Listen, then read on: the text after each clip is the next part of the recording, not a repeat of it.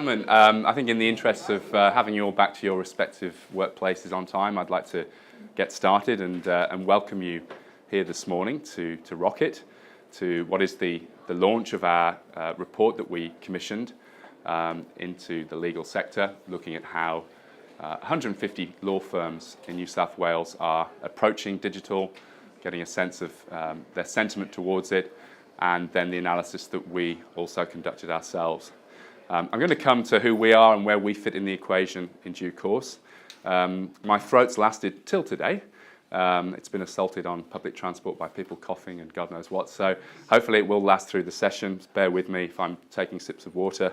I think another thing to say this morning, just by way of a precursor to the nature of the research we did and the nature of the legal profession as a whole, is that we absolutely acknowledge that law is a diverse sector. Okay, so there's going to be people in the room from a wide array of different legal practices, from commercially focused firms, and we work with firms from IP lawyers, technology, commercial, litigation, insurance, all the way through to firms that specialise in family law, wills and estates, and have a much more consumer-orientated focus, and indeed firms that span the whole gamut of those particular areas. So the research we did is useful. The insights certainly give us an idea of trends and what's happening in the space, but clearly it's general in nature, and I think what will happen is as you go from the session today and look at the report in more detail, we won't be able to cover everything today, you'll be able to look individually at those aspects and apply it back to your own particular circumstances.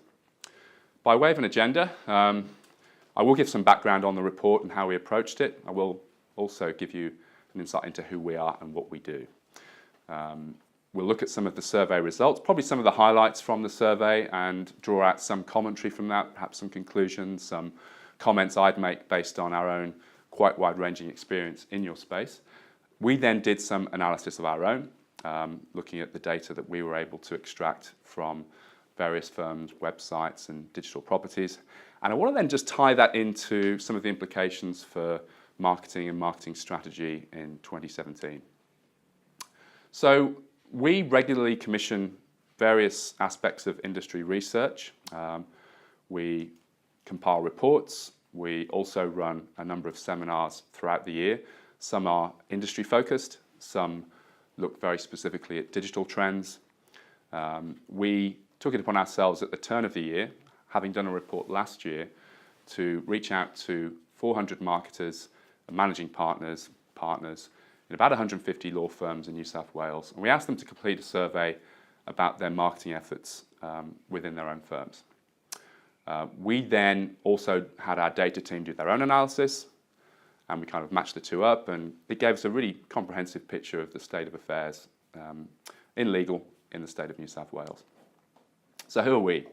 So we are a digital marketing agency based right here. We work with established businesses and we help them generate higher quality leads. And that's all we do. That's our primary focus right here. The tie-in for today's session is we've got about 10 years of experience with professional services firms and a wide array of law firms in doing that.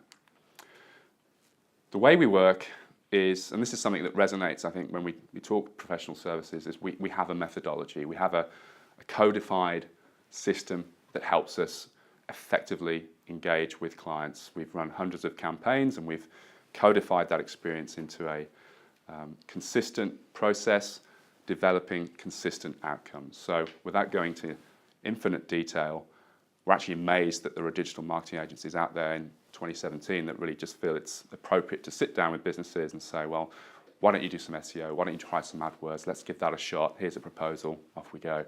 For us, it's in this space right now, the competition is fierce. Everyone wants to be in digital, and that's simply not going to work. You have to have a plan if you're going to invest in this. So our approach is actually to sit down with businesses. We run half-day workshop sessions to see if and how we can help them.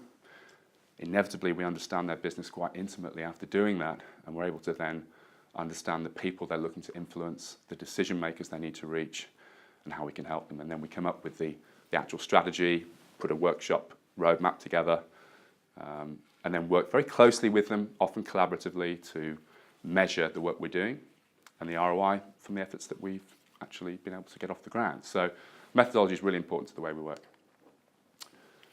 And I will also make a point about engagement and the buyer journey. The whole reason we're here, the whole reason we're talking about various different marketing efforts and channels and digital marketing is the notion of being able to influence clients and individuals on their journey to doing business with you. We call that the buyer journey.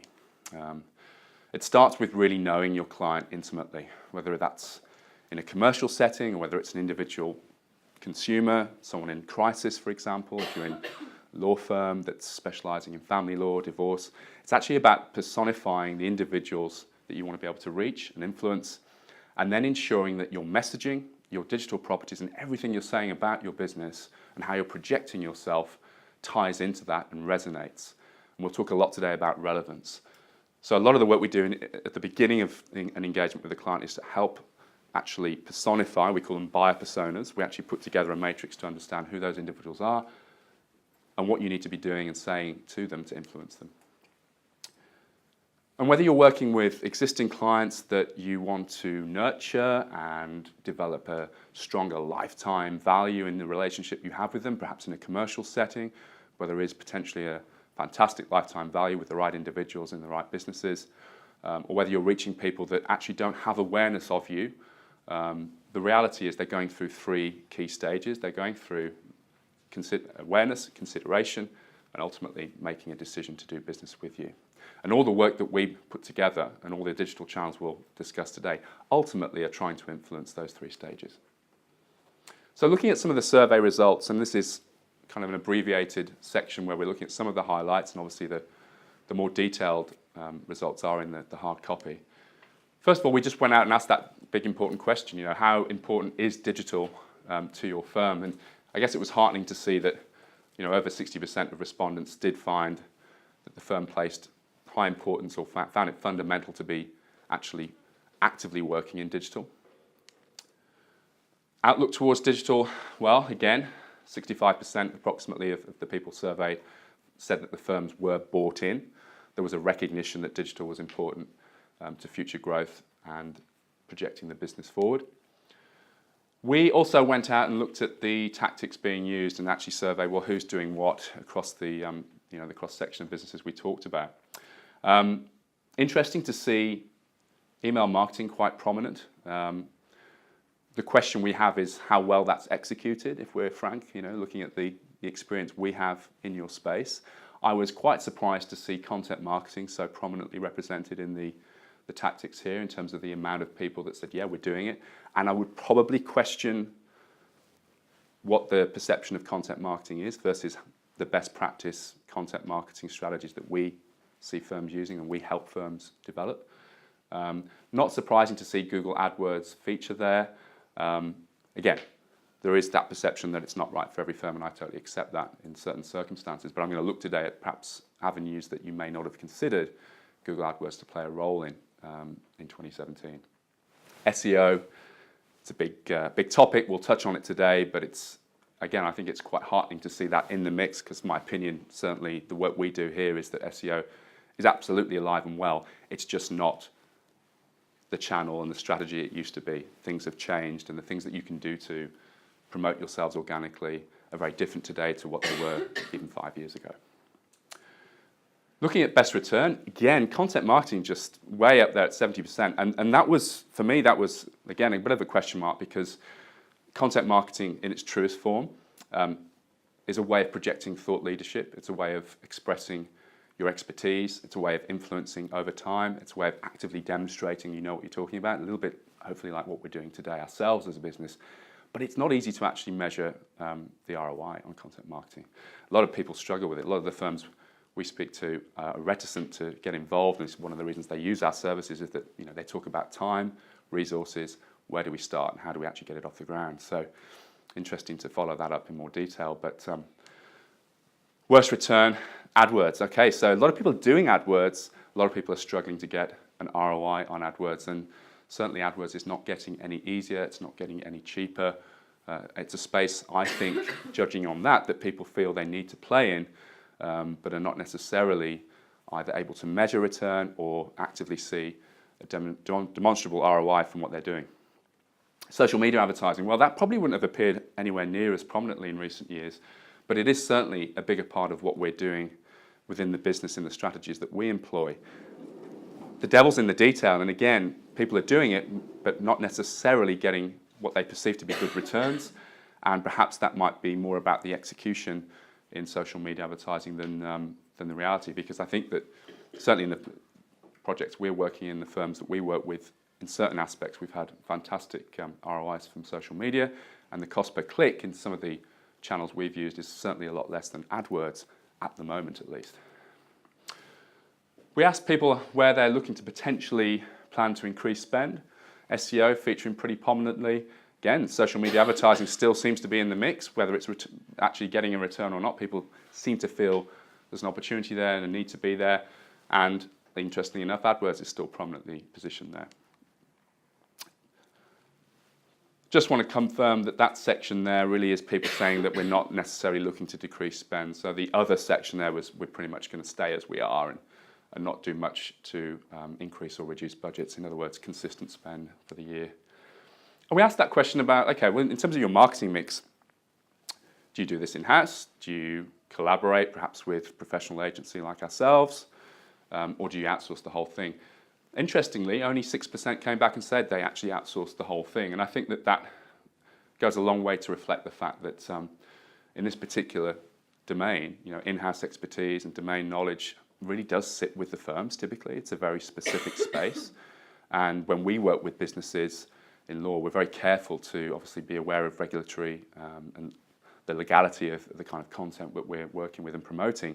And we tend to work very collaboratively with firms that have perhaps an existing marketing resource, and often that existing marketing resource is supposed to be across everything, right? Traditional media, taking the firm to market, digital marketing. It's just too much to potentially stay across. So that's where we come in, I think, very effectively to actually support that resource and then manage the digital side of the business. But clearly we have to work very collaboratively with those individuals to understand the business and the legislation and the legality of the content we're working with. Marketing spend, I think this slide is just really an indication of probably the cross-section of businesses and sizes that we surveyed.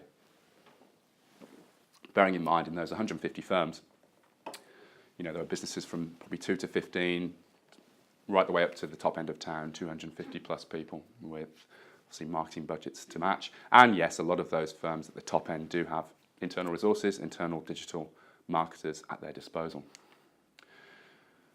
Producing content in-house, again, this kind of resonates back to that point I made about the fact that really the content itself does tend to come from within.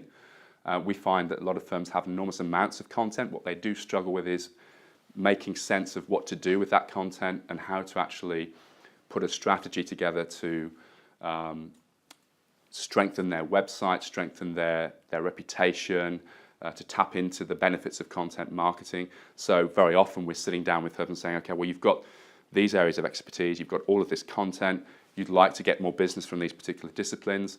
Let's actually put a calendar together of the right kind of strategy so we can actually determine what the content needs to be over the next 6 months to start to strengthen your thought leadership in these particular areas. And that might be content that gets distributed onto the blog, for example, and we may optimize it in certain respects to be great for Google, but also great for the consumers and businesses that are actually going to come and ideally start to read that content and engage with it. And we've seen that those kind of pieces actually start to rank in their own right when they're written correctly. The analysis we did was just really looking at data, and obviously that's the key benchmark that we look at when we're producing campaigns, and there's no space with more data than digital marketing. First of all, we looked at the whole essence of mobile, and in particular, mobile adoption. So you will hear this, and would have heard it over the last few years about the revolution of the mobile phone, the smartphone, and how that's transformed the way that we engage with information and where we conduct searches. And the necessary part of that is to actually have a website that is responsive and can cope with multiple devices, particularly mobile. So it was good to see about 70% of the firms that we surveyed actually had a mobile-friendly website, typically what we call a mobile responsive website that can cope with the different screen sizes.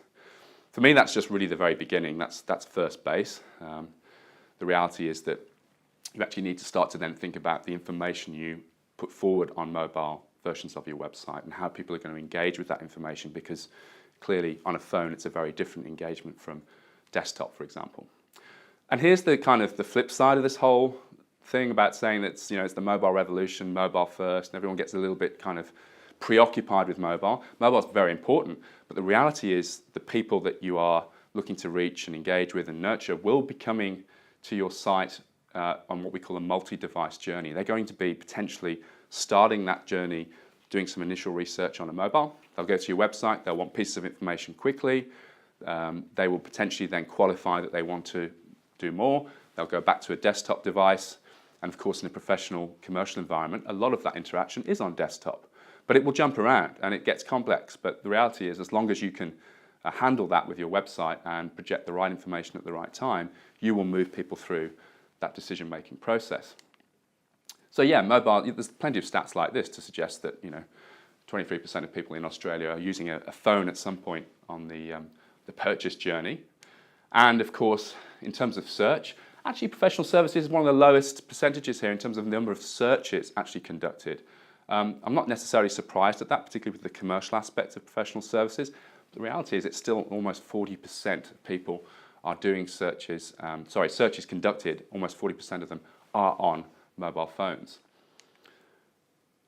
This is the thing though, right? Desktop still has a major role to play. There are sensationalist articles that come out to suggest that desktop is dead. Absolutely not the case. And don't measure everything by the amount of minutes people spend.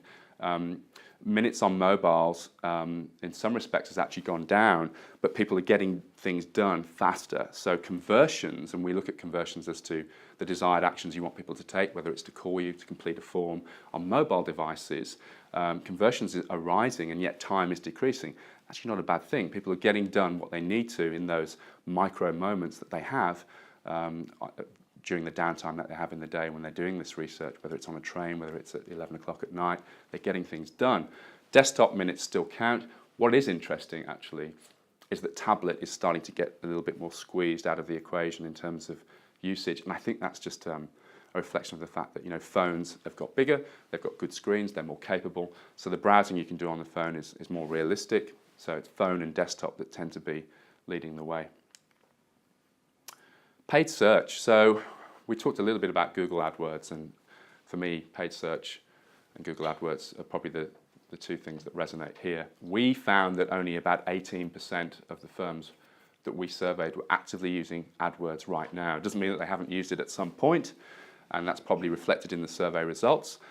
I deal with a lot of firms that have had pretty average experiences with AdWords and have got kind of disgruntled with it and pulled away from it as a strategy.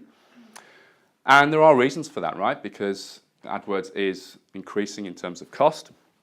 It's increasing in terms of complexity. So for someone in-house to manage AdWords now, we find it challenging. We're an agency. We are privy to what Google's doing and where it's going, and there's new insights and updates, basically weekly. There's always something happening in AdWords. There are changes that we need to be aware of just to stay ahead of the curve. So to do that in-house may be a reflection on why people are potentially struggling with it. And we do see a lot of firms that have got someone doing a bit of a campaign in-house and not really able to measure it properly.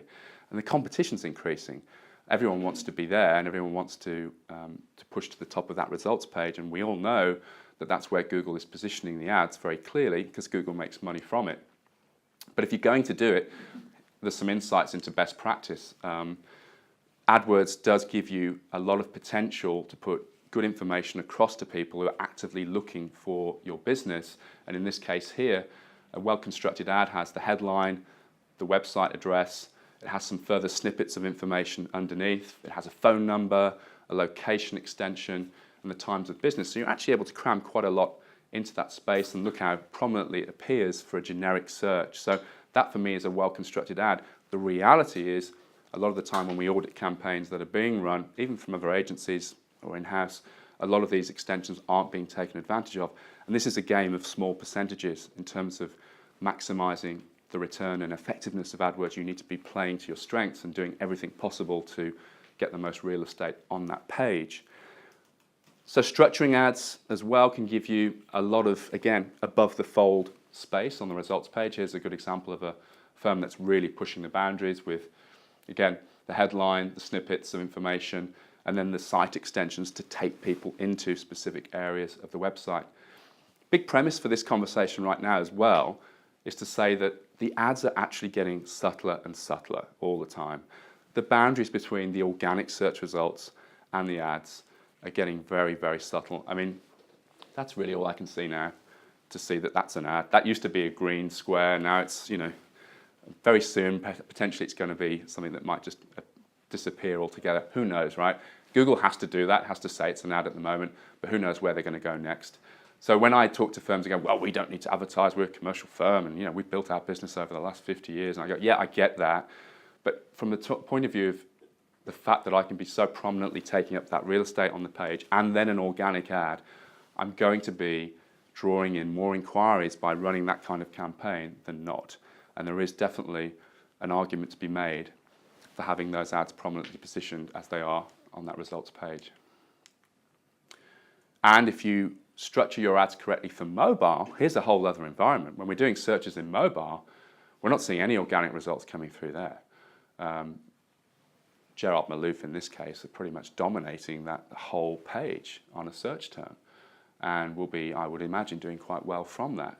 Expandable mobile ads, in this sense, are dominating, and Google wants them to because they want you to get the click and to get paid. So that brings us to that whole notion of bidding on your brand name, and this is something to consider quite strongly. Bidding on your brand name in a business like yours, where across the board, very often there are areas of your business that have grown very well from word of mouth and referral. Why wouldn't you want to be also tapping into any branded search that takes place just to qualify and dominate the opportunity to bring in that inquiry? We can see that organic listing is actually below the ad, so most people, well, not most, but a lot of people will click on the first thing they see, and in this case, obviously it's Maurice Blackburn's own branded ad. Often this becomes a defensive requirement though as well, because Google won't always, has a ruling that says you can actually bid on competitive brand terms. So there are competitors that will potentially be bidding on your own branded name. And they can do that as long as they don't represent themselves in any way, shape or form as you when the ad comes through. So we found actually about 19% of competitors amongst the firms that we surveyed were actually bidding on other firms' names. It's a legitimate strategy. So here we've got Slater & Gordon appearing obviously for their own name, but underneath we've got Shine Lawyers. Same thing happening here. Shine Lawyers, obviously doing a lot of this, are actually bidding on Schroeder's Lawyers as the search term. So sometimes bidding on your own branded name, and it doesn't necessarily cost a lot to do it, but it's more of a defensive mechanism, is a way of keeping the competition at bay. Protect your brand. Now, when we're doing paid search, or if we are engaging in any form of search to bring people into the website and we're investing in that and the cost per click model, we also need to be looking very significantly at remarketing and retargeting. So that is the notion of recycling traffic back to your website or other digital properties like squeeze pages or landing pages. The reality is you do need a strategy for remarketing. You need to make sure that you're not just doing the basic type of remarketing where someone comes to your website and then they potentially see you on other desktop sites they browse. It needs to be across different devices because of the buyer journey and across different platforms. So cross-device is an absolute must. So appear on mobile, appear on tablet, of course, but cross-platform also takes us into being able to retarget people into other areas like Facebook, for example, which is something I'll come to a little later. Generic ads don't tend to cut through, so there has to be a more specific messaging. If people have come to particular areas of your site to look at particular services within the business, then show them remarketing that resonates with that. Don't just show them a branded ad. We see that all the time and it's just not effective enough. It's not going to capture my attention. So remarket services, areas of your business that people have already been to, and you can do that. You can see what pages they've been to on your website and then show them relevant information to that. And timelines are critical. When we sit down with businesses, we talk to them about, is this something that should be part of a longer term strategy, remarketing to people for longer periods of time, months, or in particular, perhaps in a business to consumer setting, are people potentially in crisis, looking for information and looking to make decisions to engage a firm quite quickly, and therefore the remarketing should be perhaps more aggressive for a shorter period of time while they're looking to actually make a decision and engage you. And you can actually tailor all of that very closely as well. And so you then obviously want to consider resetting your audience and refreshing the remarketing creative and display advertising in the light of that. And split test. Split test what we call the calls to action, have different types of creative, which we do, and see what works the best. Marketing technology. Marketing technology is an area that's really started to filter down from the top end of enterprise firms in professional services in particular to mid-tier firms, even to smaller firms. It's more accessible than it's ever been. When we talk about marketing technology, a lot of the time we're talking about marketing automation, systems such as HubSpot, which we use internally here. We're a HubSpot partner and we use that system to help us drive what we call marketing automation. What does that mean? Well, first of all, let me just start with the premise that not many firms at all that we saw actually appeared to have any systems installed to manage marketing automation. So it's only an area that's starting to come into prominence.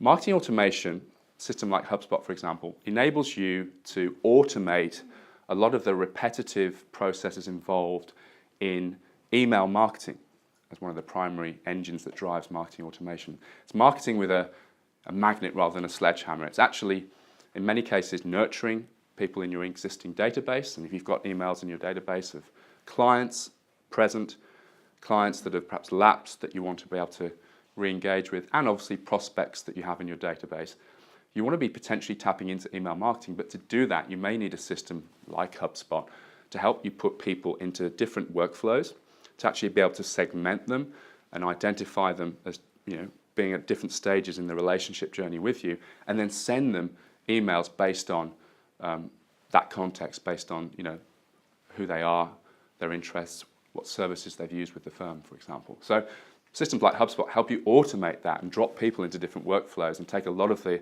labor out of managing email marketing. Email marketing has a great ROI. Again and again, people cite it as one of the things that they do that for the investment they make has a good return. But again, often it's done badly. It's poorly executed, and we all can be sat here today going, yeah, I'm going to have emails in my inbox that don't resonate, that are not relevant, and mean nothing to me. So something like HubSpot or systems similar to HubSpot enable you to actually take control of that, to actually put a strategy together for how you relate to the individuals, whether they're prospects, whether they're perhaps people in your firm that you want to be able to cross-sell to make aware of other things that you have in the firm, other services you offer. But segmentation is essential. So, the notion of the monthly newsletter really has to move on. We really have to talk to people relevant to what their interests are. If you can segment, you're going to get better results from your marketing. Systems like HubSpot, for example, that's the one I use, so I know it so well, are able to actually produce marketing material and emails that are mobile friendly as well. And that's often overlooked. Simple things like that. If you get an email on a mobile and it's too hard to even open and zoom into, you're not going to engage with it. It's just going to be deleted. But the opportunity is definitely there. I think over the next 12 to 18 months, we'll see marketing automation play a bigger role in law firms. So we're doing all this work to promote our businesses, promote our websites. We're paying for traffic. We're investing heavily into it. Converting traffic and what we call CRO, or conversion rate optimization, is an area that's starting to get more attention across the board. In law, we only saw about 7% of the businesses that we surveyed had any form of conversion software installed on their website. It's software that enables you to understand much better what's actually happening when people visit your website and give you quantitative data, be it traffic, be it where people are clicking, be it heat mapping, to show you where the site's working well and where it's not working so well. Now, again, I see this so often, with the greatest respect to everyone in the room. When we talk to law firms, very often they have either redeveloped their website recently, and they're very proud of it. It's a shiny new website, but without wishing to be disingenuous. Often it is a vanity project for the firm. They've had the decisions made on what is on the site made by committee, made by the partners in the firm, and everyone's had a say. And it's very much about us. We are the firm. What about us, our history, what we can do for you? So often we have to reverse engineer aspects of legal websites to better reflect what the visitors to that website need, what they're expecting to see, what are the needs of the people that are actually engaging with the website, taking that reverse view of the personas you're actually looking to influence. So conversion optimization isn't knocking the house down and starting again, but it absolutely is looking at impactful changes we can make to a website to improve its ability to convert. So, if you get 100 visits to a website and you get 2 people actually reaching out to you and inquiring, your conversion rate is 2%. Okay, so what happens to the other 98 people is the question, right? So if you can get 2 more people converting, you've actually doubled your conversion rate, not necessarily by increasing your marketing spend, just by making improvements to the website. And that could be, you hear people talking about user experience, user interface, what people see on the screen. And we also do things like user testing, just to actually take the presumptions out of the equation and say, well, how well suited is your website for someone who doesn't know you, comes to the site, wants to engage with you, and is looking for information to help them make that commercial decision. Organic search, SEO, it's alive and well. And you know what? Most of the sites that we look at, the organic traffic still tends to be the biggest source of referring traffic to your website. So you cannot overlook organic search as a means of growing your business through digital. The key is, what is SEO now anyway? Because it's got all sorts of reputational issues around what people have done in the past to actually try to engineer the results in Google. Well, first of all, we had a look at what organic traffic is coming through to the sites, and it's a bit of a spread across the board. There's 200 to 1,000 visits monthly. About 23% of firms fell into that space. 31% were getting over 1,000, which is a reasonable amount of traffic. And of course, yes, this is all very relative according to the size of the firm and the website. But about 46% were in 200 or lower visits, so certainly potential to do more. Here's the thing, SEO tends to be part of our strategies. It's probably part of our longer term goal to generate awareness, traffic, and engagement for your business. And one of the reasons it's part of the longer term goal is that over time, if you start to rank well, be it for content, for articles, for pages within your site, you're not paying for every single visitor that comes to your site when you're doing organic. So the ROI does tend to compound over time. Simple task, look at what people are searching for and try and create content that's in line with that. Not easy, but doable.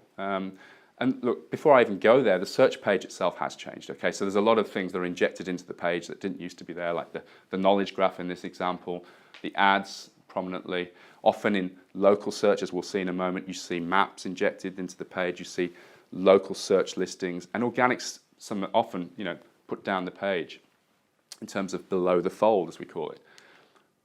Keywords still are important. You need to have due consideration for the kind of key search terms that people are turning to Google to engage in, but you can't then just put them on the page and have them in the title headers of the page and think, well, I've got lots of those keywords on the page. The reason being, in reality, I'll come to these other points in a moment, Google's cleverer than it used to be. So yes, people will put those search terms in, but now Google is going to look at the context behind the use of those keywords, and it's going to look at, when people get to that page, how long do they spend on the page? How long do they actually spend on your website? So it's going beyond the click now. It's got artificial intelligence incorporated into its algorithm. So if you were previously ranking for certain search terms, just by virtue of having lots of those terms on the page, people are ultimately going to come to that page and not find the information that relevant and probably not spend that much time, and that will start to hurt you in terms of rankings. So it's looking beyond the click to see, does this user actually engage with the information and spend a significant amount of time on the website? Relevance. So really, all roads lead to content. There isn't a great deal you can do to get around this. It does come to thinking about the people coming to your site, what they're looking for, whether you're creating pages with updates on news, whether it's frequently asked questions that you actually are addressing. That kind of content can often really take off and do very well because it's in line with what I'm looking for on that research journey. Links I do mention there because obviously there was a time when you could purchase thousands of links and link farms and do all this kind of crazy stuff to build links into your algorithm. Actually, Google came out and said, you know what, links are something that we need in the algorithm. If we took links out, things would actually start to fall apart. But moving forward, that's the historical perspective, moving forward, when we look at links, we look at natural sites that you can get a link from, partnerships that you have, businesses that you've dealt with where they're happy to have a genuine link, and that will do you a lot more good in the long run.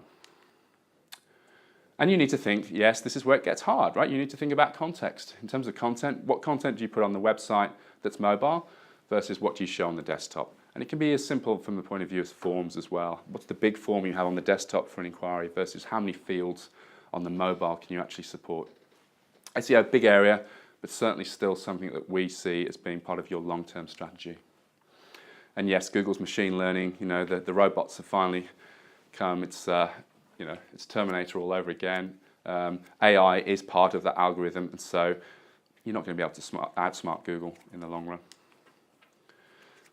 Local search, just very quickly, we found about 64% of businesses had actually claimed their My Business listing. They'd actually contacted Google officially and confirmed where they are, their business, their hours, location.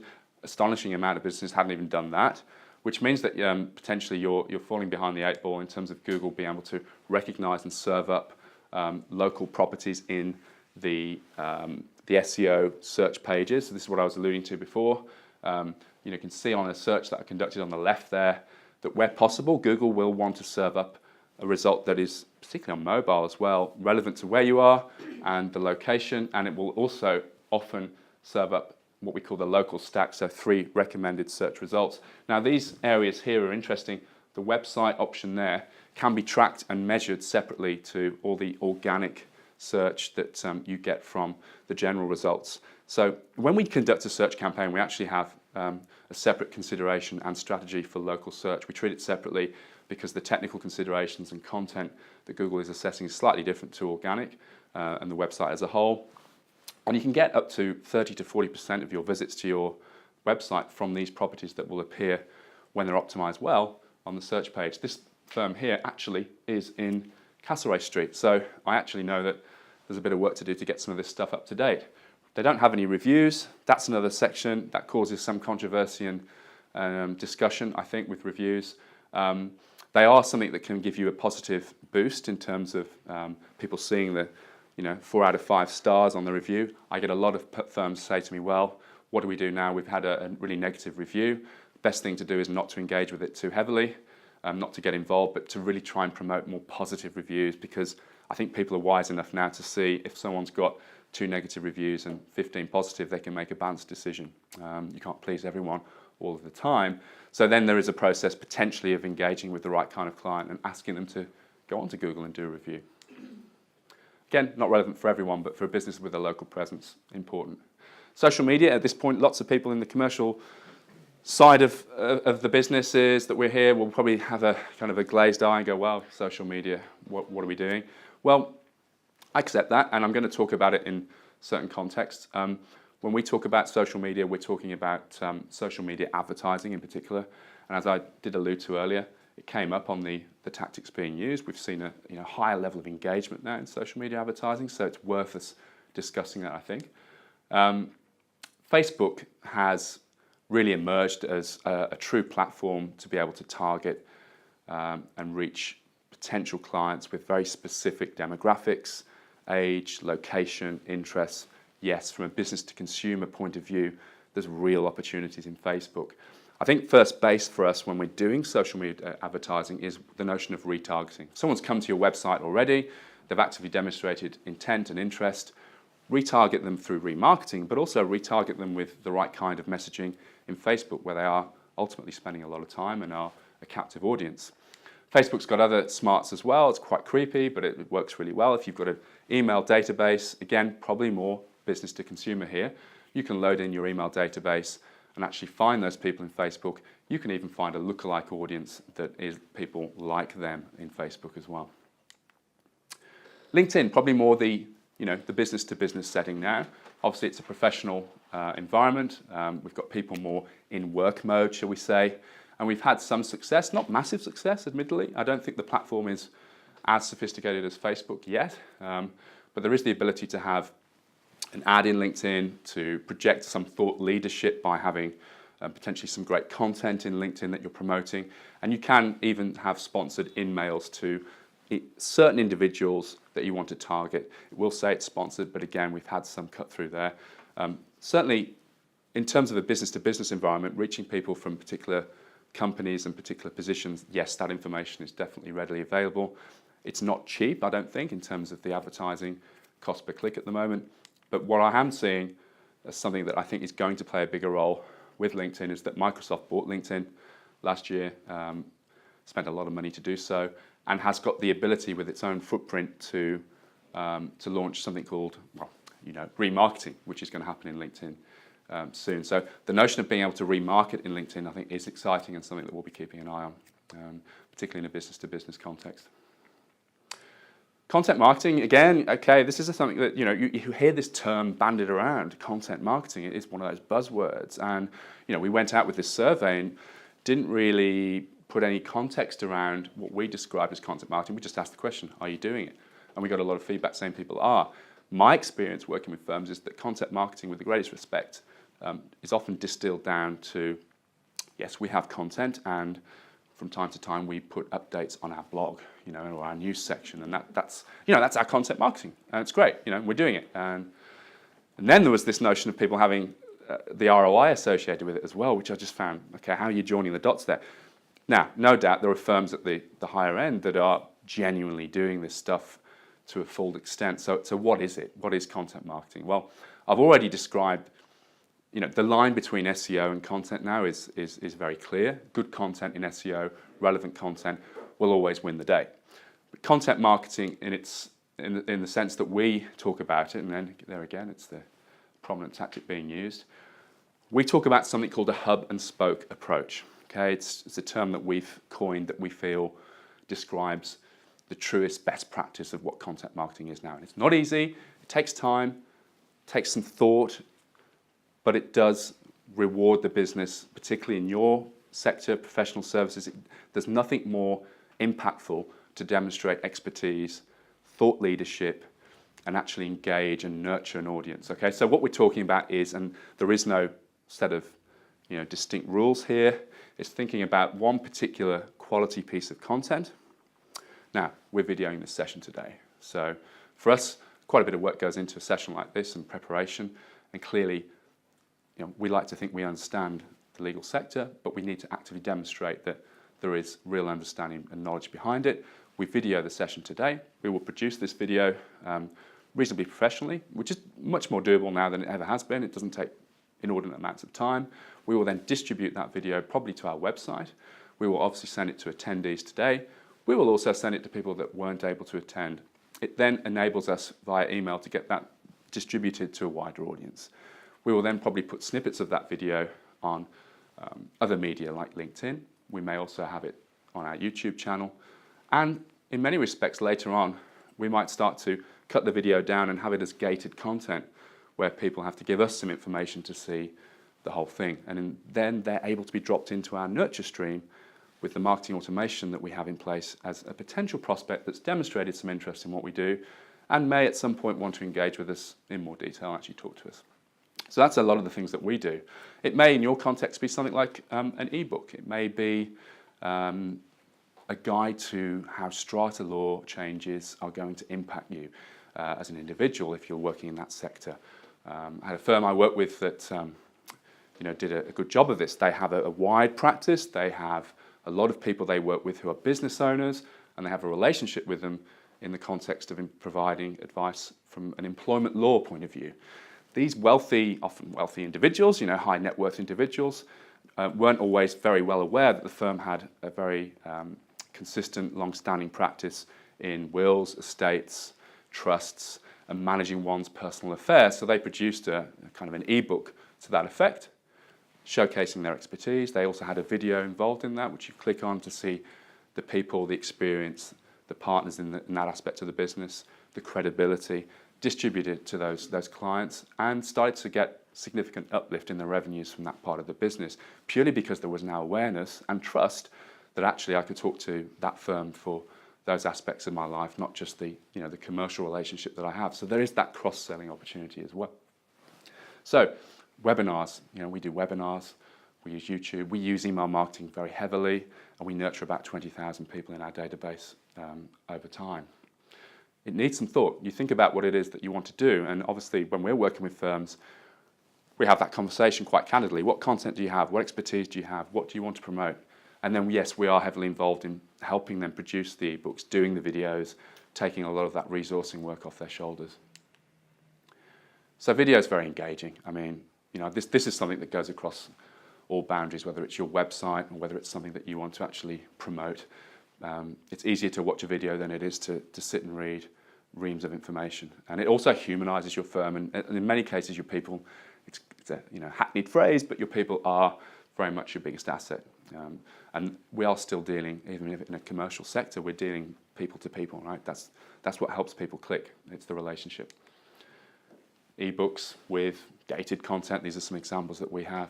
Not that difficult to do. They don't have to be heavily based around content, because in 2017 we don't read loads of content, but it does have impact, and it does create thought leadership, credibility. Yes, I need to be talking to these people. And blogging still has a role to play. I think the difference between blogging as we see it and what we often come across in your space is, that typical news or blog page with nothing for the last 6 months, and then, periodically there's been a short article in there. Yeah, that's probably doing more harm than good. I think proper blogging, and if you're going to put some effort into an article that really does potentially carry a lot of weight, it can start to rank, it can start to engage. We have seen firms that have really taken this on board, and I do think it's fair to say, yes, for this to work, there often does have to be a bit of a cultural shift and a bit of a sense of ownership down the line to the fee earners themselves, contributing some content, right? If it's done on a round-robin basis, okay, this month I'd like you to produce something, that done well, and a blog that is potentially categorized around the different areas of the business rather than just one blog is much more effective and actually can be very beneficial. And something you can promote in email marketing, for example, a link to your blog page. Suddenly someone is back on your website, reading about your expertise and re-engaged. Just a final piece on measurement. Okay, all this stuff, you hear that thing, digital marketing is the most measurable form of marketing, okay? And yeah, it is, but here's the flip side is that there's often a lot of data to make sense of, too much. And equally, what we found is a lot of the data that people are basing decisions around isn't right, isn't correct. So the benchmarking that we do at the beginning often is to ensure that we're starting from the right baseline. So we looked at Google Analytics and just who had that installed. About 80% of sites actually did have analytics installed, which is good. I will say probably about another stat, but probably about 60% of businesses in your space that we work with haven't got it installed correctly. And if they have, there are insights that they're missing anyway, because Google Analytics out of the box just isn't great. So when we start to produce a strategy and we look at channels that we're going to work with, wow, we've got to be measuring them really closely, right? So we've got to have all of those aspects measured in analytics. Something called Google Tag Manager can do that, giving us clear insights into the revenue, and then talking back to the business to see, out of those channels, which are the ones that are generating the quality inquiries, the quality leads for you. So measurement, good to see 80% there, but obviously the devil's in the detail, right? How well is it set up to actually support your efforts? That was the session today. There's a lot of information there. I thank you for attending. There's also going to be obviously the hard copy of the report, which you'll also be able to read at your own leisure. Message today really is, I hope it was helpful, insightful, but equally if it leaves you feeling, where do we start next and where do we go from here? Well, yeah, that's absolutely what we do here. We like to sit down and see how we can support businesses in your space and potentially work on strategies to help you grow the business. I think that in 2017, the notion of word of mouth and referral is going to come to a point where that's not going to be enough to support the fee earners in firms. The sands of time are shifting, and decision makers are inevitably more digitally savvy than they were 10 years ago. And the generational change is coming through too. So we're definitely firmly of the belief that the opportunities in your space are huge, and it's probably time to start taking more advantage of them. So thanks very much again. for your time. Cheers.